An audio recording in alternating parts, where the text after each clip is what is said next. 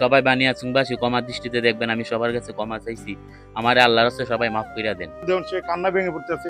আসসালামু আলাইকুম ভিউয়ার্স, গত একটা ভিডিওতে আমরা বানিয়াচং এর রুবেল আমাদের সাগরদিঘির পারে একটা অশ্লীল ভিডিও তৈরি করেছিল এবং আমরা এটার তীব্র নিন্দা জানিয়ে প্রতিবাদও জানিয়েছিলাম।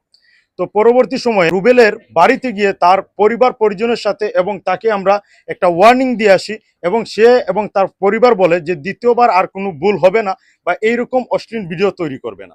তেমনইভাবে এইখানের মধ্যে আপনারা এই ভিডিওর মধ্যে যাকে দেখেছিলেন একটু অশ্লীল ভঙ্গিভঙ্গা করতে, সেই মানুষটি আজকে আমাদের কাছে এসেছে যে ক্ষমা চাওয়ার জন্য। আমাদের কাছে একমাত্র এই কারণে এসেছে যে সে আমাদের যারা বানিয়াচং গ্রামবাসী আছে এবং যাদের কাছে ভিডিওটা গিয়ে পৌঁছাইছে তাদের কাছে সে ক্ষমা চাওয়ার জন্য যে এইরকম অশ্লীল ভিডিও আর দ্বিতীয়বার সে তৈরি করবে না। কারণ আমাদের আলিম ওলামায়গণের যে বানিয়াচং গ্রাম, এই গ্রামে অশ্লীলতা আমরা কখনো সাহস করব না।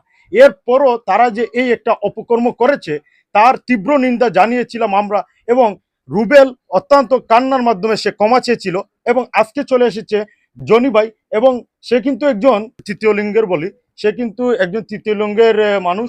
তো আমরা আজকে তার মাধ্যমে আপনাদের কাছে আমরা ক্ষমা চাইয়ে নেব এবং আশা করি নেক্সট টাইম তারা এইরকম ভুল আর করবে না। তো আপনি একটু দর্শকের কাছে এবং বানিয়াচংবাসীদের কাছে যারাই আপনার ভিডিও দেখেছে আপনি ক্ষমা চাবেন।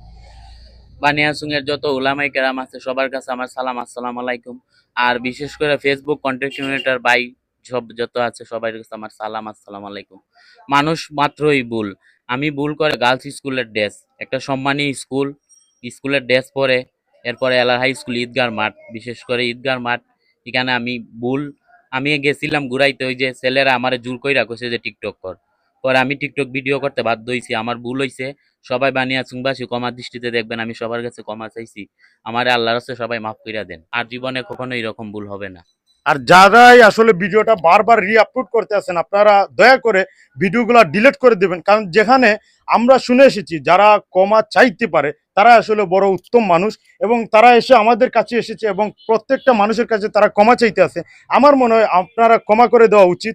এবং কি শুধু তাই নয়, সে একটা বড় ভুল করেছে, স্কুলের যে ড্রেস ওই ড্রেসটা পরেছে এইটা আসলে অনেকটাই আঘাত এনেছে আমাদের যারা আসলে ছাত্রছাত্রী আছে, তারাও কিন্তু এটার তীব্র নিন্দা জানাচ্ছে। তাই আমি মনে করি এখানে আমার সবুজ ভাইও আছেন এবং আমরা আছি, তাই আমরা চাই যে আসলে আপনারা এটা ক্ষমার দৃষ্টিতে দেখে, আসলে দেখুন সে কান্না ভেঙে পড়তেছে, তো ক্ষমার দৃষ্টিতে দেখে আসলে আপনারা এটা ক্ষমা করে দেবেন। এবং সবুজ ভাই কিছু বলবেন। বিশেষ করে আমরা যারা যারা ভিডিওটা শেয়ার করছিলাম, পোস্ট করছিলাম, আমরা কাইটে নিতাম, যেহেতু সে নিজ থেকে আমরা দ্বারা আইছে, মাপ চাইছে, রুবেলও মাপ চাইছে। আমরা ইনশাল্লাহ চেষ্টা করবো সবাই যেমন ভিডিওটা কাটতে লাই। আর আগামী দিনেও কেউ যাতে এইটার সাহস না করে যে এইরকম অশ্লীল ভিডিও বা অশ্লীল ভঙ্গিভঙ্গা দিয়ে আগামী দিনে কেউ যদি এরকম ভিডিও তৈরি করে আমরা সরাসরি অ্যাকশনে দাঁড়াবো এবং কি যত ধরনের অ্যাকশন নেওয়া প্রয়োজন আমরা নিজ দায়িত্বে আমরা সবুজ ভাই যারাই আছি সবাই মিলে আমরা অ্যাকশন নেব। আসসালামু আলাইকুম।